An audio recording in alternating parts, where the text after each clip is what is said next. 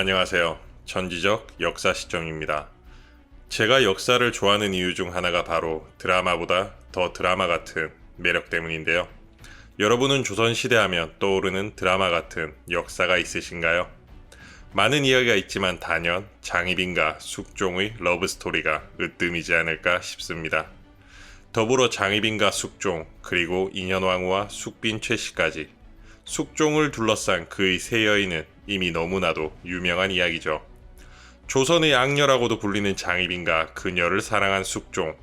오늘은 조선시대의 악녀라 불리는 많은 여인들 중 장희빈에 대해 이야기해보려 합니다. 드라마, 소설 등으로 우리에게 너무나도 익숙한 인물 장희빈. 그녀는 누구일까요?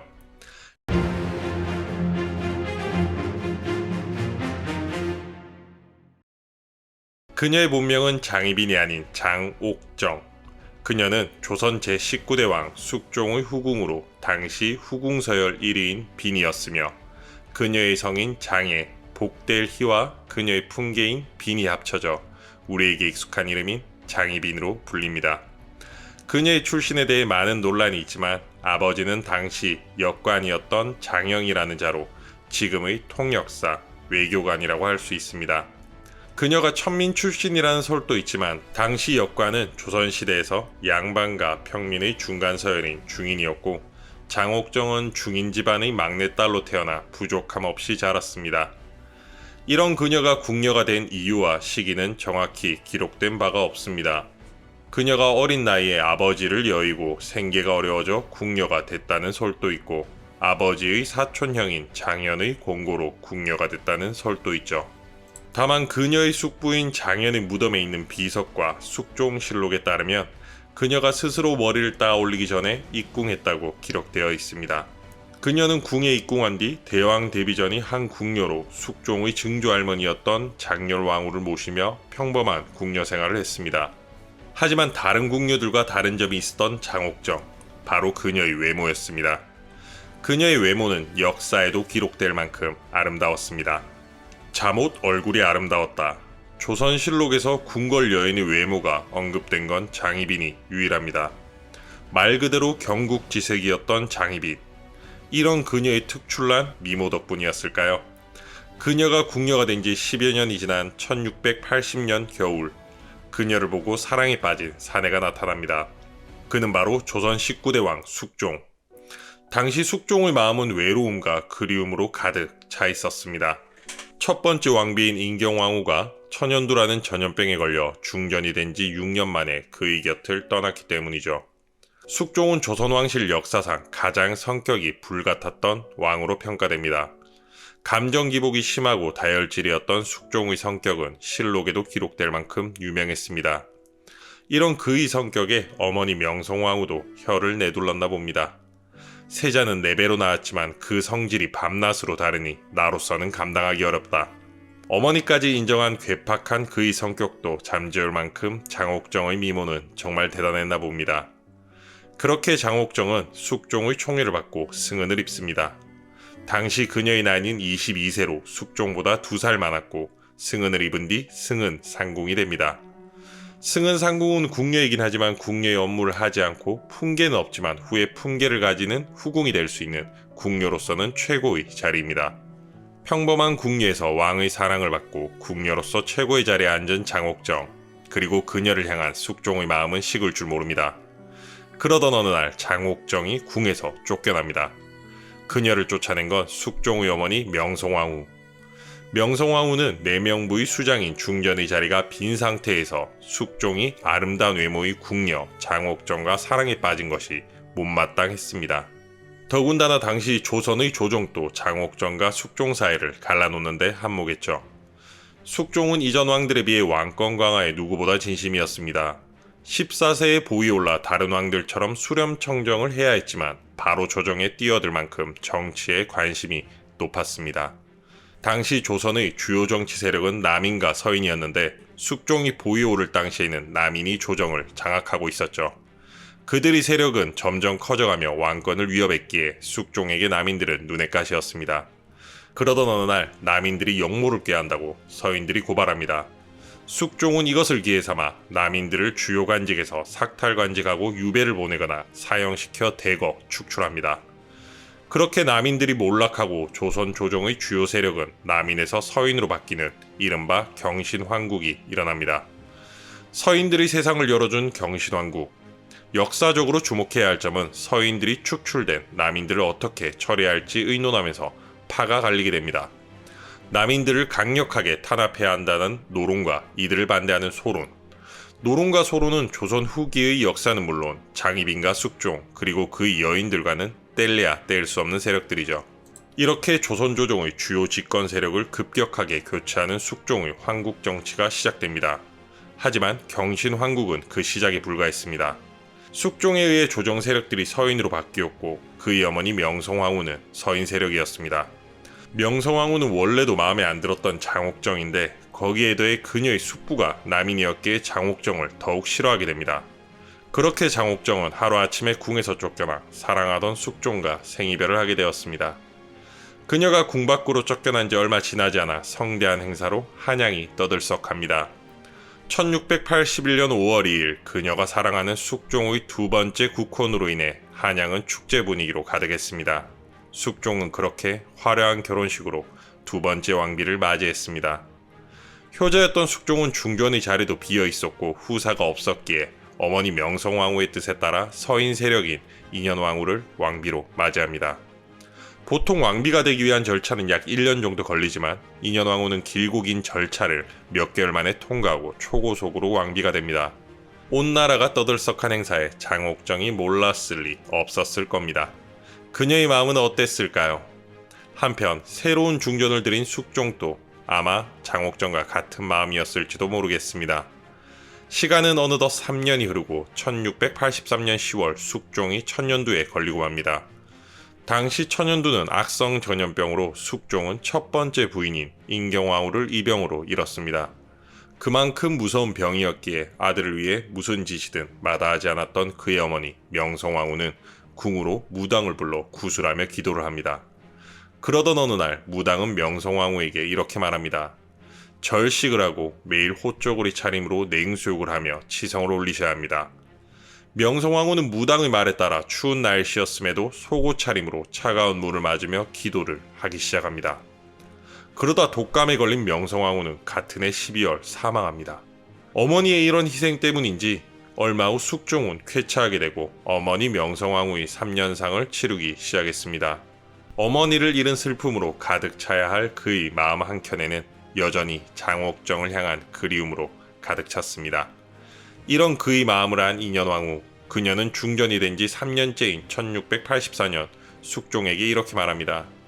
임금의 승은을 입은 궁인이 오랫동안 민간에 머물러 있는 것은 사체가 지극히 미안하니 다시 불러들인 것이 마땅할 듯합니다.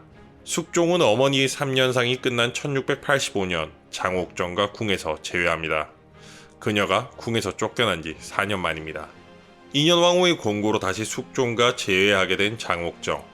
인현왕후는 자신이 했던 제안을 후회하고 있을지도 모르겠습니다.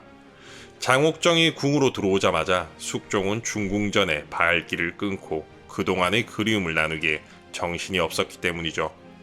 숙종의 총애를 차지한 장옥정과 그녀를 등에 업고 조정을 되찾기 위해 호시탐탐 기회를 엿보는 남인들.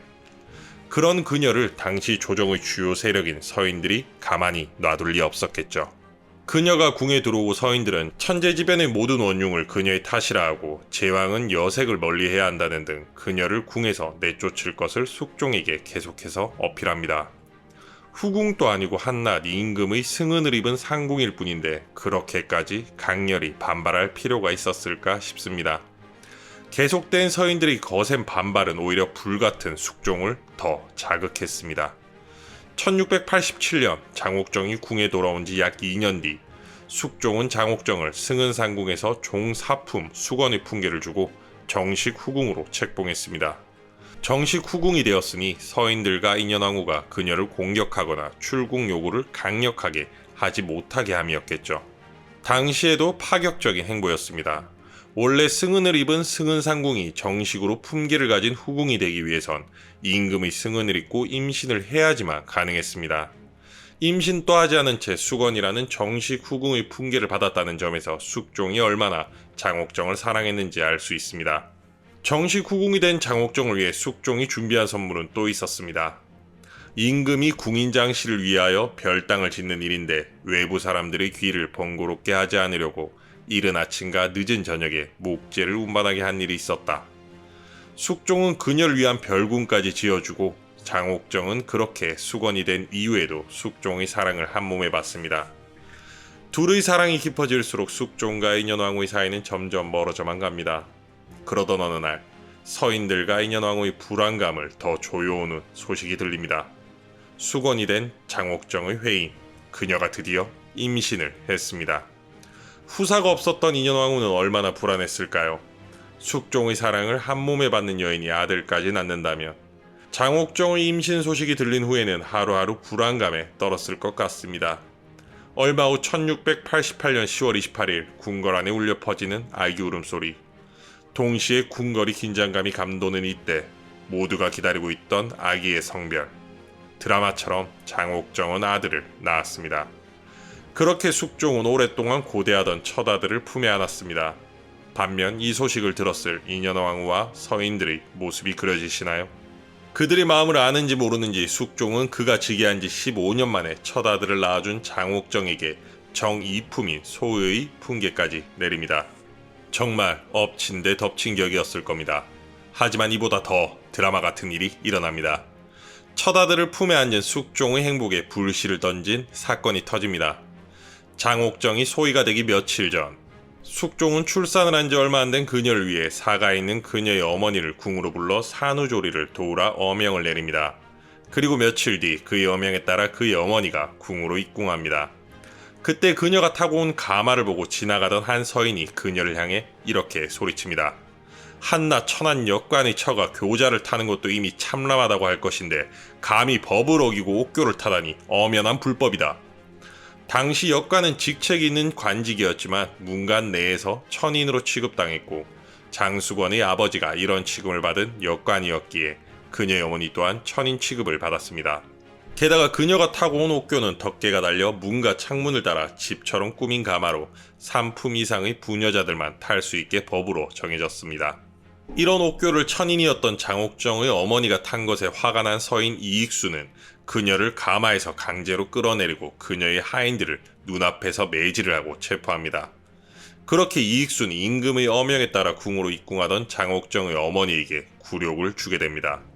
이를 알게 된 숙종은 자신의 장목격이자 첫 아들을 낳아준 사랑하는 여인의 어머니에게 이런 굴욕을 준 것은 곧 어명을 어긴과 동시에 자신을 능멸한 것이라 생각합니다.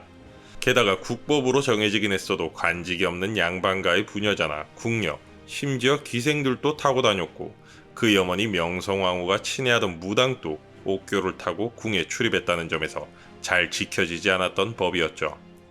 오랫동안 지켜지지 않던 법이 왜 하필 이 시점에 왕이 가장 사랑하는 여인인 장옥정의 어머니에게 적용되었다는 점에서 사실상 서인들이 자신의 아들을 낳은 장옥정에 대한 반감의 증거라고 생각했을 수도 있을 것 같습니다.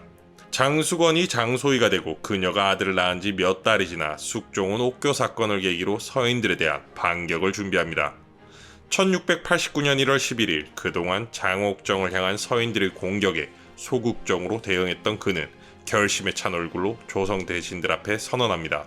국본을 정하지 못해 민심이 안정되지 않으니 이제 새로 태어난 왕자를 원자로 칭하려 한다. 이에 불만이 있는 자는 관직을 내놓고 떠나라. 원자는 왕의 큰아들로 후에 왕세자가 될 수 있는 지위였죠. 게다가 왕비의 소생이 아닌 후궁 소생의 아들이 원자가 되고 후에 세자까지 된다면 서인에게는 세상의 종말과도 같았을 겁니다. 숙종의 이런 갑작스런 선언에 조선 조정이 발칵 뒤집혔고 서인들은 제대로 된 반대를 하거나 저지를 할 시간도 없이 허무하게 사태가 끝나버렸습니다.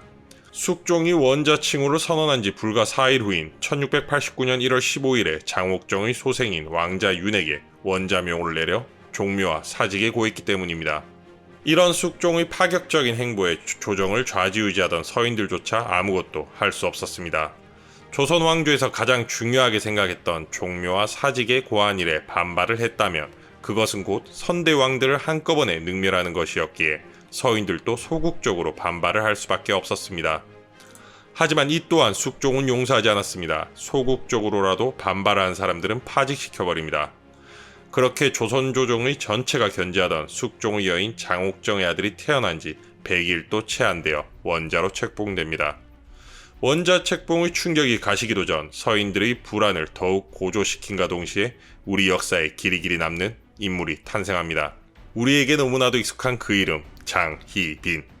숙종은 그녀의 아들을 원자로 책봉하고 그녀를 정이품 소위에서 후궁서열 1위인 정일품 빈으로 책봉합니다. 그녀가 후궁이 된 후 단 2년 만에 종사품 수건에서 정일품 빈까지 초고속으로 승진한 것이죠. 지금으로 따지면 6급 공무원이 2년 만에 1급 공무원이 된 셈입니다. 생각지도 못했던 숙종의 행보에 당시 서인들의 마음은 역사서에도 기록되어 있습니다. 희빈 장씨에 대한 총애가 지극하여 국가의 화가 조석에 미칠 것이다. 이렇게 기록된 내용만 봐도 당시의 장희빈에 대한 서인들의 위기의식이 느껴지는 것 같습니다. 아들까지 낳아준 장희빈에 대한 사랑이 더욱 깊어지고 그의 아들이 원자로 책봉되고 약 보름이 지난 1689년 2월 1일 한 상소문으로 인해 숙종의 불같은 성격이 깨어납니다. 그 상소문에는 이렇게 적혀 있었습니다. 후궁에게 왕자의 경사가 있다고 들었습니다. 오늘날에 이르러 듣건대 신하들 중에 위호가 너무 이르다는 말이 있다고 합니다. 상소문을 올린 사람은 송시열, 조선실록에 약 3,000번 이상 등장한 조선시대 정치계의 거물이었습니다. 그는 조선 제16대 인조부터 효종, 현종 그리고 숙종까지 무려 4명의 국왕을 모신 원로 대신으로 왕이었던 숙종도 함부로 대할 수 없었던 인물이었죠. 게다가 당시 중전이었던 인현왕후의 외가 친척이기까지 했습니다. 송시열은 너무 연로한 탓에 현직에서 물러나 있었지만 당시 조정의 주요 세력이었던 서인의 거두이자 정치계의 수장이었습니다. 장희빈 때문에 남인의 세력이 커질 것을 염려한 그는 현직에서 물러났음에도 숙종에게 상소문을 올렸던 겁니다. 숙종은 이미 그녀의 아들을 원자로 책봉한 뒤였고 자신의 결정에 불만이 있는 자들을 파직까지 시킬 만큼 완강했었기에 송시열의 상소문을 보자마자 분노에 차올랐습니다. 계속되는 장희빈을 향한 서인들의 공격과 옥교 사건 등으로 벼르고 있던 숙종, 거기에 왕권까지 위협할 수 있을 만큼 점점 커지는 서인들의 세력. 그동안 쌓아온 분노에 송시열의 상소문은 다시 한번 조정에 피바람을 불러일으킵니다. 그렇게 숙종은 또 한 번의 황국을 일으킵니다. 기사왕국. 그는 이전의 왕들도 함부로 대하지 못했던 정치계의 거물 송시열을 제주도로 유배 보낸 뒤 몇 달 후 사사시킵니다. 또한 조정의 주요 세력이었던 서인들을 파직은 물론 유배 보내거나 사형시킵니다. 한바탕 피바람이 불고 주요 관직의 80% 이상을 남인이 차지하게 되면서 조정의 주요 세력은 서인에서 다시 남인으로 바뀌었습니다. 임금의 뜻대로 다시 조정의 중심이 되고 임금이 가장 총애하는 장희빈의 원자까지 남인들은 세상을 다 가졌을 겁니다. 한편 여전히 중궁전에서 홀로 지내던 인현왕후, 기사왕국으로 많은 서인들이 축출되면서 그녀는 그녀의 아버지를 비롯한 그녀를 지지하던 세력마저 잃었습니다. 그녀는 숙종에게 직접 장희빈을 다시 궁으로 들이자고 제안했을 만큼 현숙했었지만 장희빈이 궁으로 돌아온 뒤에는 태도가 완전히 바뀝니다. 사실 드라마나 소설 등을 통해 우리가 알고 있는 인현왕후의 모습과 달리 실제로 그녀가 장희빈을 질투했다는 기록들이 남아있습니다. 숙종의 사랑을 한몸에 받고 있던 장희빈을 견제하기 위해 새로운 후궁인 영빈 김씨를 들이기도 했고 숙종에게 자신의 꿈 이야기를 하며 장희빈을 이간질하기도 했습니다. 그녀의 꿈 이야기는 역사에도 기록되어 있고 훗날 그녀의 미래에 악영향을 끼치기도 할 만큼 유명한 일화 중 하나입니다. 후사가 없던 인현왕후는 장희빈이 아들을 낳고 그녀의 아들이 원자로 책봉까지 되면서 숙종과 언쟁이 잦았다고 합니다. 그런 그녀의 모습에 숙종은 이렇게 말합니다. 원자가 탄생했다는 말을 듣고부터는 매우 노여운 기색을 드러내며 도리에 어긋날 불평하는 말을 한 것이 한두 번이 아니다. 둘 사이의 언쟁이나 인현왕후에 대한 자신의 생각을 조정에서 신하들에게 언급하며 공개적으로 중전의 체면을 구긴 숙종. 숙종은 인현왕후가 장희빈과 원자를 시기한다고 생각하며 더욱 매몰차게 대합니다. 원종이 태어난 지 얼마 후 1689년 4월 23일 인현왕후의 생일이 다가왔습니다. 당시 국은 숙종의 증조할머니였던 장렬왕후의 국상 중이었기에 중전의 탄신일을 축하하는 문안을 받지 말라고 명령합니다. 하지만 어명을 무시하고 축하의 문안을 받고 연애를 연 인현왕후. 이에 화가 난 숙종은 그녀와 언쟁을 하고 계속되는 언쟁 중 인현왕후는 숙종에게 이렇게 말합니다. 진실로 나의 죄이다. 어찌할 것인가. 폐위시키려거든 폐위시키라. 이런 그녀의 말을 들은 숙종은 인현왕후가 전혀 반성하지 않는다고 생각합니다. 원자가 태어난 후 서인들의 거센 공격과 황국 그리고 인현왕후의 질투까지 행복할 날이 없었을 숙종. 결국 그는 인현왕후를 폐위시키기로 합니다. 그러나 한나라의 왕비를 명분 없이 폐위시킬 수는 없는 일, 그에게 명분이 필요했습니다. 고민 끝에 숙종이 인현왕후의 폐위를 결정할 명분들을 생각해냅니다. 그녀에게 물은 죄들 중 가장 큰 죄는 투기. 숙종은 인현왕후가 3년 전에 자신에게 했던 꿈 이야기를 떠올립니다. 꿈에 선왕과 선우를 만났는데 두 분이 나에게 말하기를 후궁 장씨 전생에 짐승의 몸이었는데 주상께서 쏘아 죽이셨으므로 묵은 원한을 갖고자 하여 이 세상에 태어났다 하셨습니다. 또 그녀의 팔자에 본디 아들이 없으니 주상이 노력하셔도 공이 없을 것이라 하셨습니다. 그는 그녀의 꿈 이야기가 명백한 투기라고 생각합니다. 현실과는 너무나도 다른 결말이었기 때문이었죠. 아들이 없을 거라는 장희빈은 결국 아들을 낳았고 오히려 인현왕후와의 사이에서는 자식이 없었습니다. 결국 며칠 뒤인 5월 2일 14세의 화려한 혼례식을 올리며 조선의 왕비가 된 인현왕후는 8년 뒤에 초라한 폐서인이 되며 궁에서 쫓겨납니다. 폐서인이 된 그녀는 친정집에서 지내며 힘든 생활을 했다고 합니다. 하지만 그녀의 궁핍했던 폐서인 생활은 모두 인현왕후전이나 야사에 기록된 내용으로 정확하지는 않습니다. 실제로 그녀는 큰오빠가 잠시 떠난 집에 살다가 자신의 보기를 기원하는 기도를 드리며 절에서 조공을 받아 개인 전용 정각과 불당을 신축해 지냈다고 합니다. 한편 숙종은 결국 인현왕후를 폐서인으로 삼아 내쫓았음에도 그녀를 향한 분노가 풀리지 않았나 봅니다. 인현왕후가 궁을 떠난 날 숙종은 그녀의 흔적을 모두 불태우라고 명합니다. 거기에 그녀가 혼례식 때 입었던 혼례복은 대내에서 공개적으로 태우도록 했으며 그녀와 혼례를 올린 날에는 지진이 있어서 불길했다고까지 말합니다. 왕비까지 폐위시킨 숙종, 그는 다시 한번 조선 역사를 충격에 빠뜨립니다. 인현왕후가 폐위된 지 얼마 지나지 않은 1689년 5월 13일 숙종은 원자의 생모인 장희빈을 왕비로 삼을 것이라 선포합니다. 아직까지도 대왕 대비인 장렬왕후의 국상 중이었기에 장희빈의 정식적인 왕비 책봉은 약 2년이 지난 이후에 이루어졌습니다. 왕비 책봉의 선언이 있고 약 1년 뒤인 1690년 6월 16일 그녀의 아들인 원자 이유는 왕세자로 책봉되었고 그로부터 한 달 뒤에 장희빈은 둘째 아들까지 출산합니다. 아직 정식적으로 왕비가 되지는 않았지만 그녀의 둘째 아들은 탄생 직후부터 대군, 왕비가 낳은 적통 왕자에게 내리는 자기로 불립니다. 하지만 태어난 지 100일이 채 되지 않아 돌연사하고 맙니다. 이 소식에 숙종은 울음을 터뜨리며 마음이 진정되지 않는다고 토로하며 둘째 아들을 잃은 참담한 슬픔을 표현했다고 합니다. 대왕 대비의 국상이 끝나고 둘째 아들을 떠나보낸 지 한 달이 지난 1690년 10월 22일 책봉식을 올리며 장희빈은 정식으로 조선의 왕비가 되었습니다. 조선 역사상 가장 충격적인 사건 중 하나입니다. 후궁 소생으로 태어난 왕세자가 왕비가 된 생모로 인해 왕비 소생이 되었고 궁녀였던 평범한 여인이 승은을 입고 후궁이 되고 정일품 빈의 자리까지 올라 왕비까지 된 건 조선 역사상 최초이자 유일무이한 사건이기 때문입니다. 장희빈이 왕비의 자리에 오르면서 그녀의 가족들도 왕비의 가족이 맞는 타이틀을 얻게 되고 더불어 남인들도 조정에서의 입지가 더욱 커지게 되죠. 숙종의 사랑을 한몸에 받으며 여자로서 오를 수 있는 최고의 자리까지 오른 장희빈. 그렇게 행복을 만끽하는 것도 잠시 그녀에게 다가오는 어두운 그림자. 그녀를 향한 숙종의 마음은 변하지 않을 것만 같았습니다.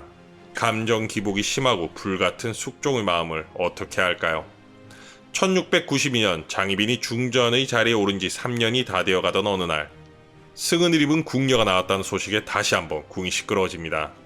장희빈으로 가득 차있던 숙종의 마음속을 뒤흔든 여인, 장희빈하면 생각나는 또 다른 여인, 그녀가 바로 숙빈채 씨입니다. 그녀는 무수리로 궁에 입궁한 것으로 알려져 있습니다. 무수리는 궁녀보다 낮은 계급으로 그녀가 어떻게 궁에 들어오게 되었고 어떻게 숙종과 만나게 되었는지는 기록된 게 없어 정확한 이야기는 알 수 없습니다. 그녀가 숙종을 만났을 당시 나이는 숙종보다 11살 어린 나이였습니다. 그리고 숙종의 승은을 입은 후 임신까지 하게 되며 1693년 수건으로 봉해지면서 후궁이 됩니다. 여자로서 최고의 자리에 앉아 세자까지 낳았지만 믿었던 연인 숙종의 마음은 잃게 된 장희빈. 이제 조금 인현왕후의 마음을 이해할 수 있었을까요? 사실 우리에게 장희빈은 질투의 화신으로 널리 알려져 있습니다. 하지만 그녀가 질투에 눈이 멀어 저질렀던 만행들에 대한 정확한 기록은 없습니다. 임신한 숙빈 최 씨를 잔혹하게 매질하고 항아리에 가두었다. 최 씨를 비롯한 숙종의 다른 후궁들을 괴롭혔다 등의 우리가 알고 있는 그녀의 악행은 정치 세력에 의해 지필된 수문록이나 인현왕후정 등 소설이나 야사에 등장한 이야기입니다. 하지만 하루아침에 사랑하는 남자를 잃은 장희빈의 마음이 어땠을지 조금 이해가 갈 것도 같습니다. 그녀의 시기 질투로 행해진 악행에 대한 소문으로 바람잘 날 없었을 궁궐안, 숙종의 변신과 난무한 소문으로 좌불안석이었을 장희빈, 그리고 그녀를 향한 어두운 그림자는 더욱 짙어져 갔습니다. 어느덧 그녀가 중전이 된 지도 벌써 4년이 흐른 1694년 3월, 서인들의 부정부패를 고발하는 남인의 상소문을 시작으로 서로를 끌어내리기 위한 서인과 남인의 상소문으로 가득 찬 숙종의 책상. 상소문에는 장희빈의 오빠인 장희제도 등장합니다. 장희빈이 중전의 자리에 오른 후 숙종은 장희제에게도 관직을 줬었죠. 남인과 서인이 서로를 겨냥한 싸움을 하는 와중에 남인의 편을 들어주며 그들을 위로까지 했던 숙종. 그런 그가 바로 며칠 뒤인 4월 1일 돌변하게 됩니다. 실록에도 그가 갑자기 돌변한 이유에 대해선 기록을 남기지 않았습니다. 학자들은 숙종의 성격도 있거니와 장희빈에 대한 무성한 소문들과 정치적으로 이렇다 할 능력을 보여주지 못한 무능력한 남인 때문이라고 이야기하고 있습니다. 숙종은 조정의 중심인 영의정과 자의정, 우의정인 삼정승을 내쫓고 남인들을 대거 축출합니다. 기록에 따르면 사형 14명, 유배 67명, 파직 54명 등 약 135명의 남인 세력을 축출했다고 합니다. 1694년 4월 1일 숙종의 또 다른 황국, 갑술 황국입니다. 갑술 황국으로 조선 조정의 주요 세력은 남인에서 다시 서인으로 교체되고 기사 황국 때 분열됐던 노론과 소론으로 조정을 이끌어갑니다. 정말 예측할 수 없는 그의 감정 기복, 갑작스런 그의 결정에 조선 조정은 물론 중전인 장희빈도 허망했을 것 같습니다. 사실상 숙종이 남인을 버리고 서인으로 세력을 교체했다는 건 장희빈에 대한 마음이 식었다라고 해도 과언이 아닙니다. 이후 이어진 그의 행보가 바로 그 증거라고 할 수 있습니다. 숙종의 돌발 행동으로 불안에 떨고 있었을 장희빈, 숙종의 마음도 잃었으며 그의 또 다른 여인인 숙빈 최 씨도 모자라 그녀를 지지했던 남인 세력들도 하루아침에 사라졌으니 자신의 자리와 아들인 세자까지 걱정되었을 겁니다. 갑술 황국이 일어나고 바로 다음 날인 4월 2일 숙종의 어명으로 그녀는 조금 안심하게 됩니다. 폐인을 언급하는 자와 왕세자에게 위협을 가하는 말을 하는 자는 절대 용서치 않을 것이다. 숙종이 인현왕후의 보기와 왕비를 교체할 마음이 없다는 것을 선포했기에 불행 중 다행으로 중전의 자리는 안전한 듯 했습니다. 하지만 예측조차 할 수 없는 숙종의 다혈질, 어명을 내린 지 며칠이 지난 4월 11일 숙종은 돌연 장희빈의 오빠 장희제를 직권남용의죄를 물어 삭탈관직하고 제주도로 유배 보냅니다. 오빠의 유배 소식에 충격이 가시기도 전 바로 다음 날인 4월 12일 그녀를 더 큰 충격에 빠뜨린 소식이 들립니다. 폐비되었던 인현왕후가 궁으로 돌아온 겁니다. 그녀가 폐비된 지 6년 만입니다. 하지만 그녀는 중궁전이 아닌 서궁으로 보내지는데 이 점을 두고 숙종이 인현왕후를 다시 입궁시킨 목적은 왕비의 보기가 아니었음을 뜻하기도 합니다. 장희빈과의 재후 인현왕후에게 모질게 대하다 못해 폐위까지 시킨 숙종. 그랬던 그가 갑자기 조강지처가 생각났던 걸까요? 실록에 따르면 숙종은 인현왕후가 서궁으로 입궁하기까지 자필로 편지를 보내거나 선물을 보내는 등 그녀의 마음을 다시 돌리려 애쓴 기록들이 남아있습니다. 심지어 인현왕후가 다시 돌아온 날 직접 마중까지 나가기도 합니다. 남편의 변덕으로 후궁에 밀려 궁에서 내쫓긴 뒤 6년 동안 폐서인 신분으로 살아야 했던 인현왕후. 이미 알려져 있는 것과 다른 그녀의 성격은 궁으로 돌아온 후에도 숙종에게 반항을 하거나 어깃장을 놓는 행동을 하기도 합니다. 이런 그녀의 태도에도 숙종은 짜증 한번 안 내고 다 받아줬다고 하니 미안하긴 했나 봅니다. 인현왕후가 궁으로 돌아오긴 했지만 아직 중궁전을 지키고 있는 왕비는 장희빈. 하지만 숙종은 인현왕후의 복귀도 모자라 그녀를 다시 중전으로 복위시키라는 어명을 내립니다. 그의 갑작스러운 결정에 조정은 다시 시끌벅적합니다.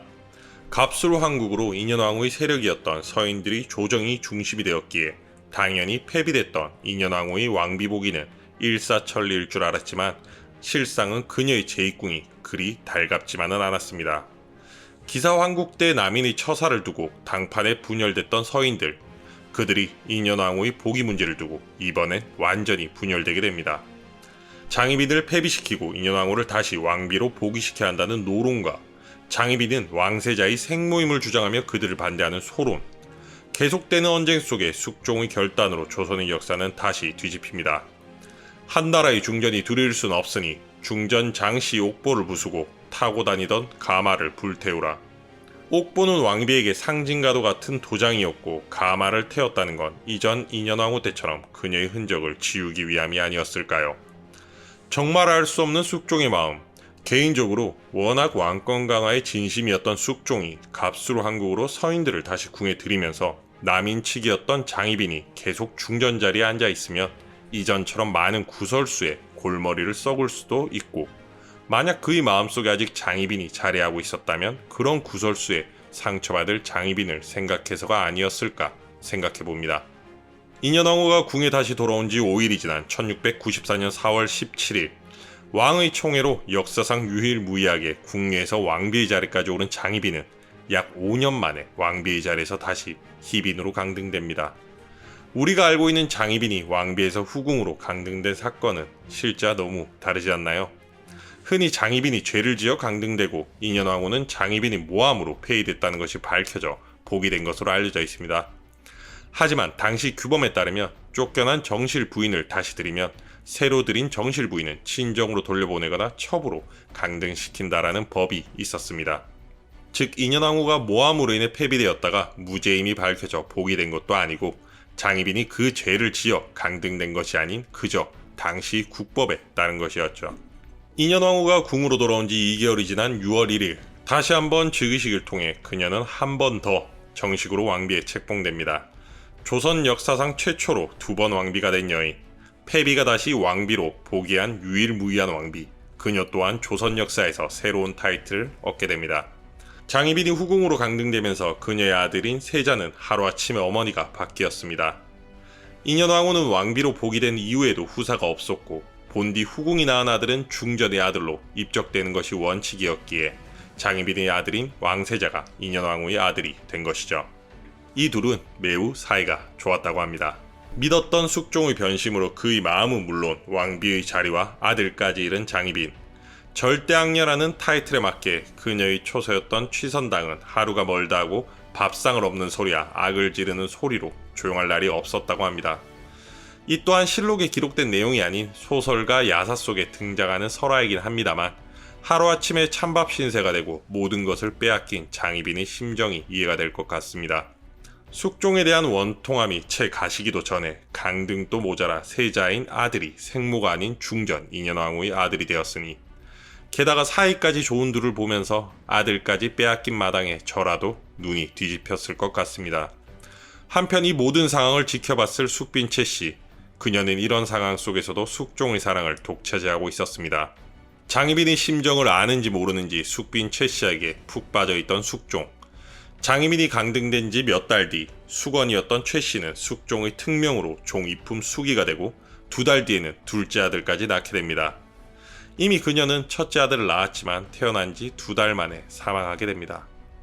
야사에서는 첫째 아들을 임신한 최씨에게 질투에 눈이 먼 장희빈이 매질을 하고 괴롭혀서 그의 명을 단축시켰다는 등의 추측이 난무하지만 이 또한 한 일화로 사실이 아닙니다.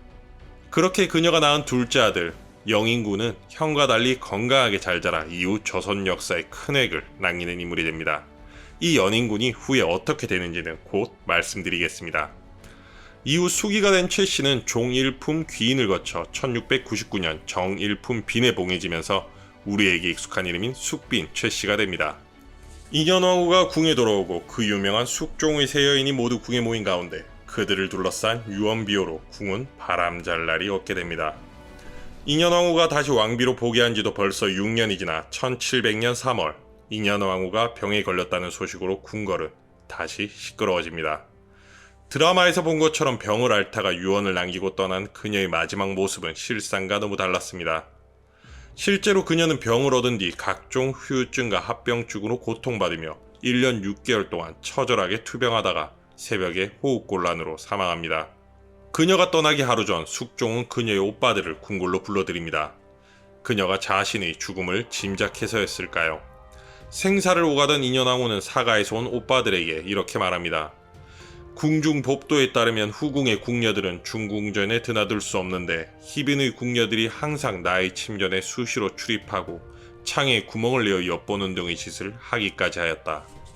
나로서는 돌아가는 상황이 한심했지만 어쩔 수 없었고 지금 이렇게 몸이 아프니 사람들이 말하기를 반드시 빌미가 있다고 하는데 나도 이런 상황이 의심스럽다. 이 말을 다르게 해석해보면 명색이 왕비임에도 당시 그녀 입지가 그만큼 좁았다는 의미로 해석할 수도 있겠습니다. 인현왕후의 말처럼 정말 그녀가 병에 걸려 고통스러운 투병 생활을 한 것이 장희빈의 탓이었을까요? 하지만 인현왕후의 말만 기록되어 있을 뿐 역시 그녀가 장희빈 때문에 아팠는지는 알 수가 없습니다. 그렇게 의문만을 남긴 채 인현왕후는 바로 다음 날인 1701년 8월 14일 긴 투병 생활을 끝으로 35세의 나이로 후사 없이 세상을 떠납니다. 일반적으로 왕은 첫째 왕비와 묻히는 게 관례입니다. 하지만 숙종은 생전 인현왕후에게 했던 자신의 행실이 미안했는지 그녀의 묘를 조성하면서 훗날 본인이 인현왕후의 곁에 묻히기를 희망했고 실제로 숙종은 승하한 뒤 인현왕후 곁에 묻혔습니다. 인현왕후가 세상을 떠나고 중전의 자리가 다시 비게 되자 조정 한편에서는 소론 세력들이 장희빈을 다시 왕비로 복위시키려 합니다. 하지만 소론의 뜻대로 된다면 인현왕후 편에 서 있던 노론은 물론이거니와 무엇보다 숙종의 총애를 받고 있던 숙이 최씨에게는 최악의 상황이었겠죠. 그런 최악의 상황을 숙빈 최씨도 예상했던 걸까요? 왕비의 국상으로 슬픔에 잠긴 궁궐, 어두운 하늘은 다시 장희빈을 향합니다. 인현왕후가 승하한 지 약 한 달이 지난 어느 날 조선의 역사를 뒤흔든 사건이 일어나게 됩니다. 숙종의 총애를 한몸에 받고 있던 숙빈 최씨는 생전 인현왕후와 매우 가까운 사이였고 인현왕후가 떠나고 숙종을 찾아가 이렇게 말합니다. 희빈장 씨는 대행 왕비를 중궁전이라 하지도 않고 반드시 민씨라 일컬었으며 또 말하기를 민씨는 요사스러운 사람이다 라고 하였습니다. 이뿐만이 아닙니다. 희빈장 씨가 취선당의 서쪽에다 몰래 신당을 설치하고 매 때마다 2, 3인의 노비들과 더불어 사람들을 물리고 기도하되 지극히 빈틈없이 일을 꾸몄습니다. 이것을 참을 수 있다면 무엇인들 참지 못하겠습니까? 장희빈이 인현왕후를 저주하며 병을 어깨에 시해한 것이라며 숙빈 최씨가 숙종에게 고발한 사건은 야사가 아닌 실제 조선왕조실록에 기록된 이야기입니다. 숙빈 최씨의 고변을 들은 숙종, 인현왕후가 죽기 전 그녀의 오빠들에게 했던 말이 그의 뇌리에 스칩니다. 지금 이렇게 몸이 아프니 사람들이 반드시 빌미가 있다고 하는데 예측할 수 없을 만큼 감정 기복이 심하고 다혈질이었던 숙종. 그는 분노를 참지 못하고 취선당의 궁인들을 체포해 추국하기 시작합니다. 장희빈의 궁녀들은 1699년 세자가 두창에 걸려 그의 쾌유를 기원하기 위해 신당을 차렸다고 실토합니다. 세자는 완쾌된 이후에도 후유증을 앓고 있었고 두창이 나았다고 기도를 멈추면 귀신의 분노를 산다는 무당의 말에 신당을 철거할 수 없었다고 말했습니다. 이들은 계속해서 주장을 번복하지 않았고 혹독한 고문은 계속됐습니다. 계속되는 고통 속에 결국 참지 못한 한 궁인이 장희빈이 인현왕후를 저주하고 죽음을 기원했다고 말하면서 추국은 종료됩니다. 이 사건이 바로 그 유명한 무고의 옥. 장희빈이 인현왕후를 무술로 저주하여 죽게 했다는 사건입니다. 왜 장희빈이 신당 설치를 유난히 문제 삼았을까? 정말 장희빈의 저주로 인현왕후가 죽은 것일까 등의 무고의 옥에 대한 의혹들은 아직까지도 계속되고 있습니다. 당시 무속신앙을 천대했던 조선시대에는 무속행위를 국법으로 엄중히 금했지만 궁 밖은 물론 궁 안에서도 자주 행해졌습니다. 숙종의 어머니인 명성왕후도 인현왕후도 숙종이 두창에 걸렸을 때 무당을 직접 궁 안으로까지 불러 굿도했던 만큼 장희빈의 신당 설치는 굳이 문제 삼을 일은 아니었던 것 같습니다. 하지만 다혈질의 숙종, 그는 숙빈 최씨가 주장한 대로 장희빈이 설치한 신당은 다른 목적이 있음을 알리고 그녀가 인현왕후를 저주하고 시해하는 굿을 버렸다고 발표해버립니다. 하지만 장희빈이 정말 인현왕후를 저주하고 그녀의 죽음을 기원했는지 단순히 아들인 세자의 건강을 기원했는지에 대한 의혹은 오늘날까지도 계속되고 있죠. 숙종실록에서는 장희빈이 인현왕후를 저주했다는 내용은 없습니다. 인현왕후가 머물던 중궁전의 기둥 아래서 동물의 사체가 발견되었다. 장희빈의 신당에서 여인의 옷을 입은 인형이 있었다. 인현왕후의 초상화에 활이 쏘여 있었다. 등의 많은 추측이 난무합니다. 이런 일화는 대부분 야사를 통해 전해진 이야기이며 현재로서는 숙종이 장희빈의 오빠인 장희재를 처벌하는 어명이 적힌 문서의 내용만 남아 있습니다. 희빈장 씨는 지위가 강등된 뒤 울분의 나날을 보내며 짐과 인현왕후에게 문안조차 오지 않았다. 그러면서 다시 중전이 되기 위해 안간힘을 다했다. 게다가 인현왕후를 중궁이라 부르지도 않고 미인씨라 부르며 요사스러운 여자라며 욕까지 보였다. 인현왕후가 시름시름할 차 장희빈은 인현왕후가 죽으면 자신이 다시 왕비가 될 것이라 믿고 그렇게 되게 하기 위해 자신의 초소인 치선당 뒤쪽 별채의 무녀들을 불러 신당을 차리고 저주하기에 이르렀다. 또한 무녀들에게 인현왕후 초상화에 활을 마구 쏘라고 시켰다. 당시의 상황과 증거 부족, 고문에 의한 증언으로 신빙성이 많이 떨어지긴 하지만 숙종이 숙빈채 씨의 주장을 그대로 옮겨 적은 것을 보면 정말 그녀를 많이 신뢰하긴 했나 봅니다. 장희빈이 인현왕후 저주 사건으로 떠들썩한 조정. 숙빈채 씨의 고발이 있고 며칠 뒤인 1701년 9월 23일 숙종은 최후의 결단을 내립니다. 먼저 제주도로 유배 보낸 장희빈의 오빠 장희재를 처형하라는 명령을 내리고 그로부터 이틀 뒤인 9월 25일 장희빈에게도 어명을 내립니다. 죄가 이미 밝게 드러났으므로 만약 선처하지 아니한다면 후일의 염려를 말로 형용하기 어려울 것이니 실로 국가를 위하고 세자를 위한 데서 나온 것이다. 장씨로 하여금 자진하도록 하라. 숙종은 그렇게 사랑했던 여인인 장희빈에게 스스로 목숨을 끊으라는 명을 내립니다. 많은 분들이 사약하면 장희빈을 떠올리기도 합니다. 장희빈의 최후 어떻게 기억하고 계신가요? 임금에게 사약을 받고 먹지 않겠다고 발악을 하다가 결국 궁녀와 내시들에 의해 강제로 사약을 마시고 피를 토하며 죽는 추악한 모습의 장희빈이 떠오르시나요? 그녀의 그런 최후는 드라마와 야사를 통해 알려져 있는 모습입니다. 장희빈을 반대하는 노론이 집필한 수문록과 인현왕후전에서 장희빈이 숙종에 의해 강제로 사사되었다고 적혀있지만 실제로 숙종실록에서는 자진한 것으로 기록되어 있을 뿐 정확히 그녀가 어떻게 어떤 모습으로 죽었는지는 불분명합니다. 야사의 내용처럼 장희빈이 사약을 마시고 사사되었다면 그녀는 법도에 따라 궁이 아닌 궁 밖에서 공개적으로 사약을 마시는 형에 집행됐어야 했습니다. 그랬다면 많은 사람들이 그녀의 마지막 모습을 지켜봤을 테니 이에 대한 자세한 기록이 남아있었지 않았을까 생각됩니다. 더군다나 오직 왕과 왕비, 왕세자 부부와 출궁되기 전의 왕을 자식들만이 궁 안에서 죽을 수 있었는데요. 장희빈이 죽은 뒤 그녀의 관이 궁의 수구문을 통해 궁 밖으로 나갔다는 기록 등으로 볼 때 그녀가 숙조의 명에 따라 은밀히 궁 안에서 스스로 목숨을 끊었을 확률이 높아 보입니다. 숙종이 장희빈에게 자진하라는 명을 내리고 그녀가 죽기 하루 전 또 다른 명을 내립니다. 후궁이 왕비의 자리에 오를 수 없게 하라. 장희빈이 궁녀에서 왕비까지 된 조선 역사상 유일무이한 인물이 된 이유도 바로 숙종이 만든 이 법 때문이었습니다. 숙종이 이런 법을 만든 것이 장희빈과 같은 사례를 방지하고자 했다고는 하지만 사실은 당시 강력했던 노론의 실세가 된 숙빈 최 씨를 경계하기 위해서였다고도 알려져 있습니다. 그가 새로운 국법을 공표한 바로 다음 날인 1701년 10월 10일 숙종의 여인이자 조선 역사상 유일무이한 타이틀을 가지며 현재까지도 많이 알려져 있는 희대인물, 그녀가 세상을 떠났다고 발표됩니다. 장희빈은 그렇게 사랑하는 남자 숙종의 뜻에 따라 45세의 나이로 그의 곁을 떠났습니다. 인현왕후가 세상을 떠난 지 약 2달 만입니다. 언제부터 어떻게 숙종의 마음이 변했는지 알 수 없지만 장희빈을 향한 그의 사랑은 진심이었나 봅니다. 그녀의 최후가 비참하게 그려진 야사와는 달리 실록에 기록된 그녀의 죽음에 대한 예우는 정말로 숙종이 그녀를 진심으로 사랑했다는 증거가 아닐까 생각됩니다. 장희빈의 죽음에 대한 예우는 매우 극진하였을 뿐만 아니라 전례는 물론 후에도 예를 찾아볼 수 없을 만큼 파격적이었습니다. 본래 후궁의 장례에서는 왕비와의 차별성을 두기 위해 3년복이 아닌 3개월복을 입어야 합니다. 하지만 숙종은 세자 부부에게 생모인 장희빈을 위해 3년복을 입으라 명합니다. 또한 그녀가 입간하는 당일까지 모든 장례의 절차가 궁에서 주관되었으며 장례 기간도 다른 후궁들과 달리 왕과 왕비의 장례보다 단지 하루가 적게 치러졌습니다. 묘자리 또한 여느 후궁들과는 달리 그녀의 친정 식구나 환관이 아닌 왕실 종친이 직접 여러 곳을 다니며 그녀의 묘자리를 구합니다. 인현왕후와 장희빈이 죽고 숙종과 그의 세 여인을 둘러싼 드라마 같은 운명의 고리도 끊어진 줄 알았습니다.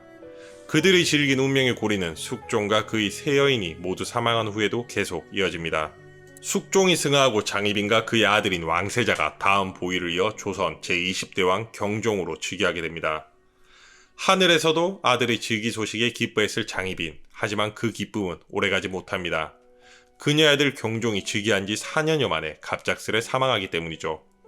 그의 갑작스러운 죽음을 둘러싸고 많은 의혹이 제기되지만 그의 이복 동생인 연인군이 경종 다음 보위에 오르면서 화두에 오르게 됩니다. 연인군은 장희빈의 라이벌이라고도 불렸던 숙빈채 씨의 둘째 아들. 그들의 어머니와는 달리 경종과 연인군은 사이가 좋았다고 합니다. 그러던 어느 날 원래도 몸이 허약했던 경종이 연인군이 올린 간장게장과 단감을 먹고 건강이 급격하게 위독해지기 시작합니다.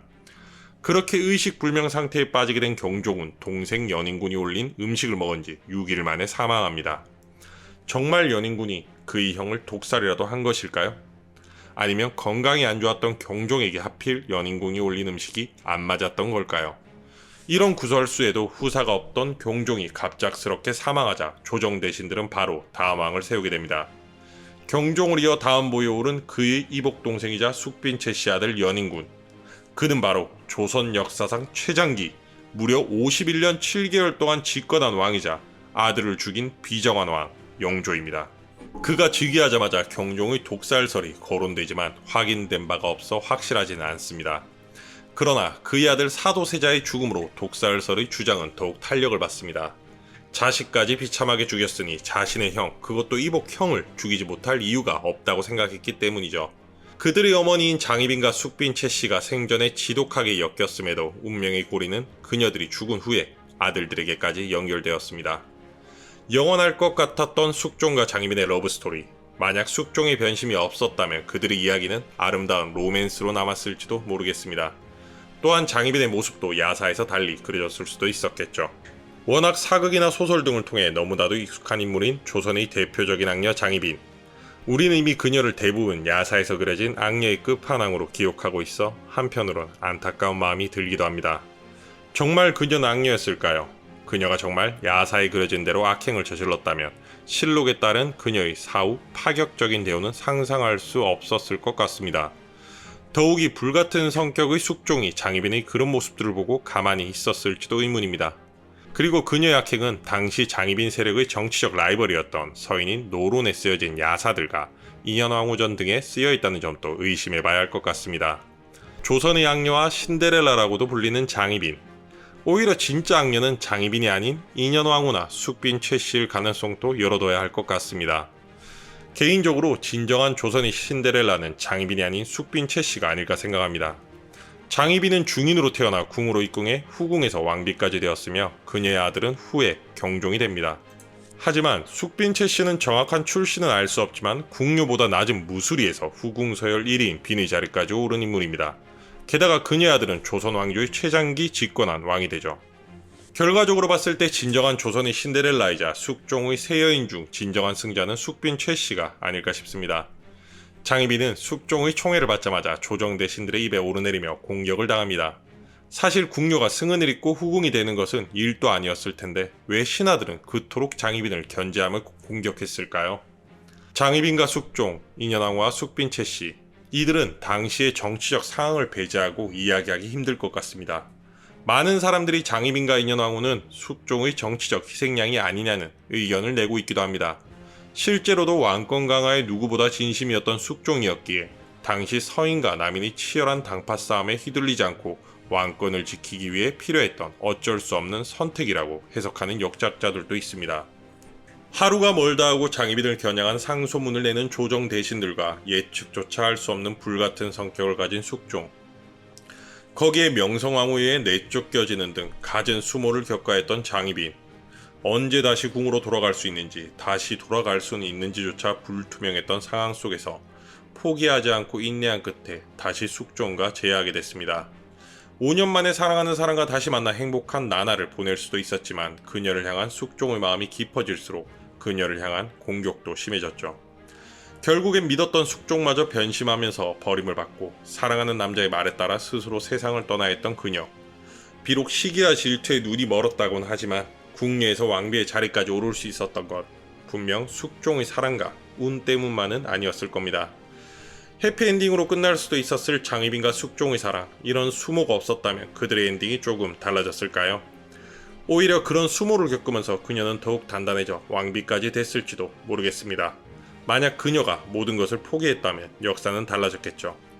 실패와 역경 속에서 장희빈처럼 포기하지 않고 계속 나아가다 보면 분명 좋은 결과가 있을 겁니다. 물론 장희빈은 슬픈 최후를 맞이했지만 사후 그녀가 받은 대우를 보면 그리 슬픈 최후라 보기엔 어려울 것 같습니다. 실패와 실수는 아주 좋은 경험과 배움이죠. 그것을 통해 여러 교훈을 얻을 수 있고 포기하지 않는다면 곧 자신을 성장시킬 수 있는 지름길이 되어 있을 겁니다. 너무나도 유명한 조선의 양녀 장희빈, 야사에 남겨진 그녀의 악행이 진실이 아니라면 얼마나 억울할까요? 사후에 파격적인 극진한 대우를 받았다고는 하지만 이미 후손들은 그녀를 절대 악녀이자 희대의 요부로 기억하고 있으니까요. 조선 역사에서 유일무이한 타이틀을 남긴 그들의 이야기, 또 장희빈이 정말 악녀였는지 다시 생각해보게 되는 이야기였습니다. 여러분의 실패가 앞으로 있을 큰 성공이 되기를 바라며 조선의 악녀 시리즈 장희빈 이야기 마치겠습니다. 구독과 좋아요 부탁드리며 다음에도 더 멀리서 또 다른 역사 얘기를 들고 찾아뵙겠습니다. 감사합니다.